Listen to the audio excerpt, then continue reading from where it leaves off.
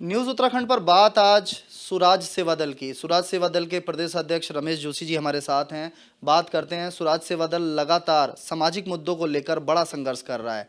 जिस तरह से उत्तराखंड जो जन्मा है वो आंदोलन से जन्मा है, और वैसे ही सुराज सेवा दल भी जो है वो आंदोलन से जन्मा है। लगातार कई सारे रमेश जोशी जी हमने देखे कि चाहे पुलिस के लिए कैंपेन किया हो, चाहे दूसरे संघर्ष किए हों, आप सड़कों पर आकर आंदोलन कर रहे हैं, सचिवालय के सामने कर रहे हैं, या फिर अगर बात करें तो पूरी तरह से संघर्ष लेकर पूरे राज्य में जा रहे हैं। इस समय बड़ी चीज़ जो जहरीली शराब को लेकर आपने मुहिम छिड़ी हुई है, क्या मुहिम है और सुराज सेवा दल इस पर कैसे आगे बढ़ रहा है? उत्तराखंड प्रदेश में पैसे की कोई कमी नहीं है, लेकिन ये जो भ्रष्ट अधिकारी हैं, जो पैसे लेकर अपना घर बना रहे हैं, बाहरी प्रदेशों से आकर के ये यहाँ से लूट खसोड़ करके चले जाते हैं। जिस प्रकार अंग्रेज चले गए उसी प्रकार ये लोग भी चले जाएंगे। इनको इस प्रदेश की जनता से, प्रदेश से कोई लेना देना नहीं है। और अधिकारी और या आज की जो राजनीतिक लोग हो गए हैं, जो आज की सरकारें हो गई हैं, वो ट्रांसफर नीतियों से पैसे कमा रही हैं। आप देखिए, जांच के नाम पर ये लोग फाइलें दबा देते हैं। रुड़की शराब कांड जिसमें लगभग 100-125 लोग मरे थे, वो फाइल आज तक दबी हुई है जांच के नाम पर। जांच की कोई समय सीमा निर्धारित होनी चाहिए। इतने दिनों में जांच होगी, इतने दिनों में जांच पूर्ण कर ली गई, और उस जांच के बाद में उन दोषियों को सजा देनी चाहिए। धीरे धीरे उस माहौल को ठंडा करते जाते हैं, अधिकारी बरी हो जाते हैं। इन्हीं के जो ऊपर बैठे हुए अधिकारी हैं, जिनके संरक्षण में पल रहे हैं, वो इन्हें बचा लेते हैं, और प्रदेश की स्थिति बेहद गंभीर हो चुकी है। इसी के लिए आज मैंने प्रमुख सचिव श्री शैलेश बगोली जी को ज्ञापन दिया। उस ज्ञापन में मैंने उनको स्पष्ट रूप से 3-4 दिन का समय दिया है। अगर 3-4 दिन के अंदर उन्होंने जो रुड़की जहरीली शराब कांड में दोषियों को सजा नहीं दी, वो जांच पूरी नहीं करी, और उन्होंने जो अधिकारी जिस समय उन्होंने लगभग 20 करोड़ रुपए का इस राजस्व का घोटाला एक और मुद्दा है। देखिए, दैनिक आधार पर जो दुकानें उठनी थी, वो दुकानें क्यों नहीं उठी? अधिकारियों ने क्यों नहीं उस पर कार्रवाई करी? इन्हीं 2-3 बिंदुओं पर मैंने ज्ञापन दिया है। अगर 3-4 दिन के अंदर इन्होंने इस पर कार्रवाई नहीं करी तो सुराज सेवा दल पूरे जोर शोर से हस्ताक्षर अभियान चलाएगा और सुराज भ्रष्टाचार पोल खोल कार्यक्रम करेगा। जो पिछले दिनों जिनको लेकर आपने संघर्ष किया है, वो कैसी चीज़ें हैं? उन बिंदुओं पर मुख्यमंत्री से या फिर सरकार से किस तरीके की आपकी वार्ता हुई है और किस तरह के परिणाम आए हैं? देखिए, हम आंदोलन कर रहे हैं शिक्षा का अधिकार अधिनियम। हमारे सिपाही जितने भी भाई हैं, पुलिस पे ग्रेड के मामले पर सड़कों पर उतर के इन्होंने मेहनत करी कोरोना काल में। माननीय मुख्यमंत्री जी श्री पुष्कर सिंह धामी जी युवा मुख्यमंत्री हैं, वो जिस समय केवल विधायक थे, उस समय उन्होंने अपने लेटर पैड पर लिख के दिया था कि पुलिस पे ग्रेड अगर मैं सरकार में कभी मुख्यमंत्री बनूंगा तो मैं इसको करूंगा, और ये होना चाहिए।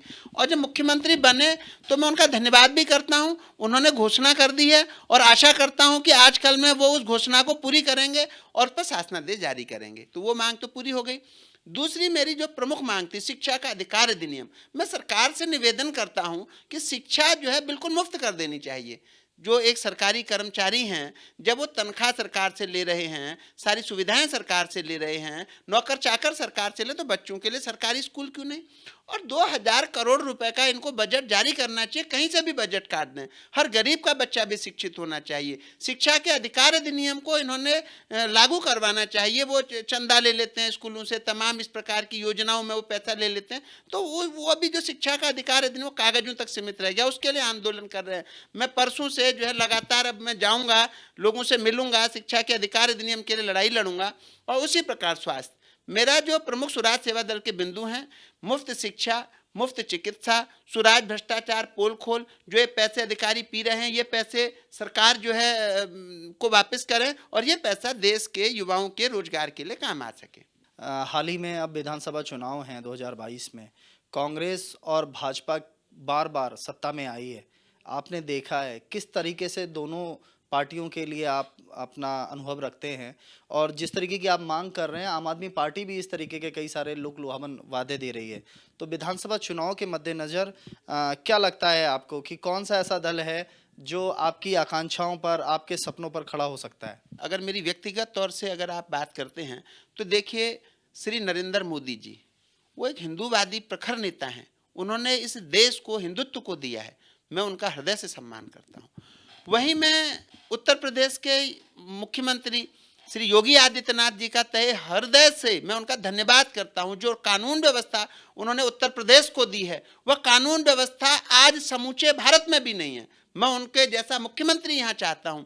और वहीं अगर आप विजन की बात करें तो नारायण दत्त तिवारी जी के पास विजन थे, जिन्होंने एक विकास पुरुष इस प्रदेश को मिले और इस प्रदेश का विकास हुआ। उनके जाने के बाद में अगर थोड़ा बहुत केदारनाथ आपदा के बाद में मैंने देखा और थोड़ा बहुत कहीं विकास दिया है तो माननीय हरीश रावत जी को विकास दिया गया है। मैं हरीश रावत जी के विजन को योगी आदित्यनाथ जी को, श्री नरेंद्र मोदी जी को मैं समर्थन देता हूं व्यक्तिगत तौर से। बाकी जो आज ये मंत्री मुख्यमंत्री हैं, ये पैसे कमाने के लिए झूठी घोषणाएं कर दे रहे हैं। हमारे देश को युवा मुख्यमंत्री ऐसा चाहिए जो कि मां गंगा का सम्मान करे, जो कि गंगा न खुदवाए, खनन न खुदवाए। हमें एक ऐसे मुख्यमंत्री की आवश्यकता है जो प्रदेश को विकास दे, विकास पुरुष दे।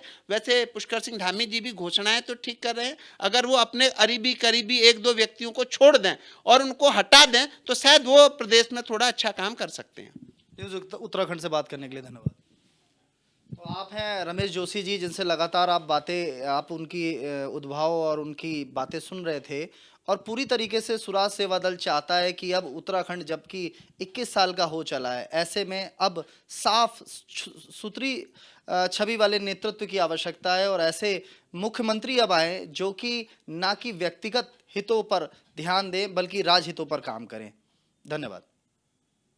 आप देख रहे हैं न्यूज उत्तराखंड। देवभूमि की खबरों पर सबसे पहले अपडेट रहने के लिए हमारी वेबसाइट newsuttarakhndlive.com पर क्लिक करिए। आप हमारे साथ फेसबुक और यूट्यूब पर भी जुड़ सकते हैं। हमारे फेसबुक पेज को लाइक करिए, यूट्यूब पेज को सब्सक्राइब करिए। अगर आप भी डिजिटल रिपोर्टिंग का मन रखते हैं और हमारे साथ जुड़ना चाहते हैं तो आप हमें मेल कर सकते हैं newsuttarakhndtv@gmail.com पर।